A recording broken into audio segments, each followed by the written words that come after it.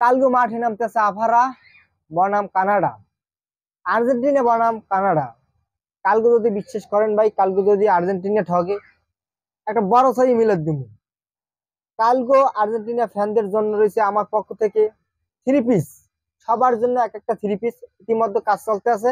কালকে হারার পর, কালকে ভোর 6টায় তো খেলা, কালকে হারার পরেই তোমরা সবাই এক একজনে করে আমার থ্রি পিস গুলো নিয়ে যাবে সবাই আমার পক্ষ থেকে।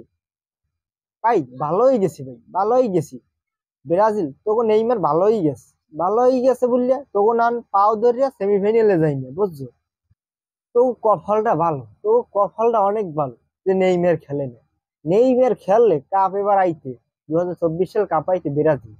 কাপ নিতে কেটা কোপা আমেরিকা ব্রাজিল। কিন্তু কপালটা ভালো যে নেইমার খেলে না।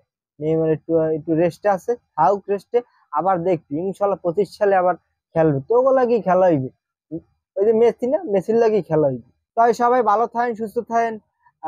কানাডার জন্য শুভকামনা রইলো। তোমরা গোল দিয়া অবশ্যই জয়টা তোমরাই নাও। আর আর্জেন্টিনা আপাদের জন্য রয়েছে থ্রি পিস। তোমরা চিন্তা করো, নিঃসন্দেহে তোমরা থ্রি পিস পাইয়ে যাবা। যখনই হারবা তখনই পাইয়ে যাবা, তোমরা চিন্তা করো না।